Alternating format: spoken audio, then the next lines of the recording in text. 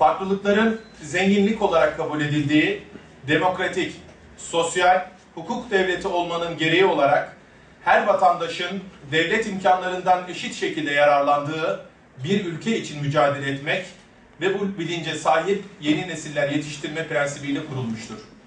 Bu etkinliklerimizin temel amacı milletle ve değeriyle barışık, kültür ve medeniyet değerlerimizin inşasını mesele edinen, daha büyük, daha güçlü, daha huzurlu, daha demokratik bir toplum hayali kuran, hayalden öte bunu aksiyona dönüştüren gençler yetiştirmek. Bu yönde çalışmalarımız tüm hızıyla devam etmektedir. Çalışmalarımızda başta sivil toplum kuruluşunun gençlik örgütleriyle ve ilimizin bütün yöneticileriyle istişare ve diyalog içerisinde olacağız. Bugün 10 Aralık Dünya İnsan Hakları Günü. İnsanın insana yaptığı haksızlıklar dünyanın dört bir yanında bugün bir kez daha kınanıyor, protesto ediliyor. Dünya coğrafyasında haksızlığa uğrayan her bireyin, zulme uğramış her mazlumun hakkını savunmaktan yanayız. Ne mazlumun kimliğini sorarız, ne zalimin. Allah'ın yarattığı insanoğluna kim haksızlık etmişse karşısındayız. Bugün dünya üzerinde zulme en çok uğrayan ve şu anda bile evlatlarını, kardeşlerini, eşlerini kaybeden Müslüman mazlum kardeşlerimizi anmak için buradayız.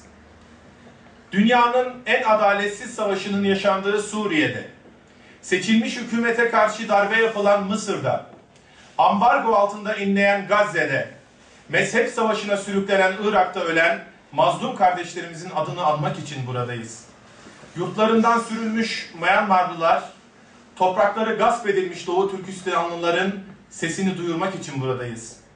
Dini, inancı, milleti, mezhebi, ülkesi, ideolojisi ne olursa olsun milletin iradesine kasteden her kesime ve her eyleme karşıyız ve karşısındayız.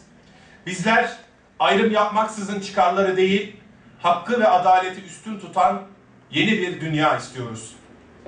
Türkiye'deki gençler olarak dünya gençliğini insan ihlallerine karşı sonuna kadar direnmeye, onurlarına, tercihlerine ve seçimlerine sahip çıkmaya çağırıyoruz.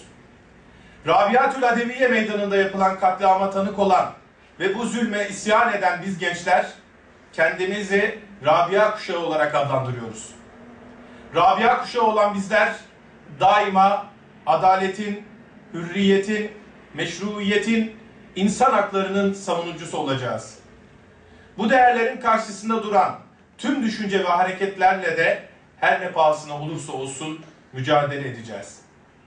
Katliamların üzerinden 100 gün değil, 100 yılda geçse mazlumun yanında olmayı sürdürecek, hakkı haykıracak, insanlığı ayakta tutmak için görevde olacağız. Türkiye'nin en büyük sivil toplum kuruluşu olan Memur Sen'in gençliği olarak diyoruz ki, Dünya İnsan Hakları Günü'nde tüm Batı ülkeleri, İslam coğrafyasında yaşanan zulme, adaletsizliğe ve katliamlara sessiz kaldı. Ama siz sessiz kalmayın. Sesinizi İnsan Hakları Günü'nde duyurun, katliamlar olmasın dünyada, ölümler olmasın. Tüm mazlumların adına hepinizi saygıyla selamlıyoruz.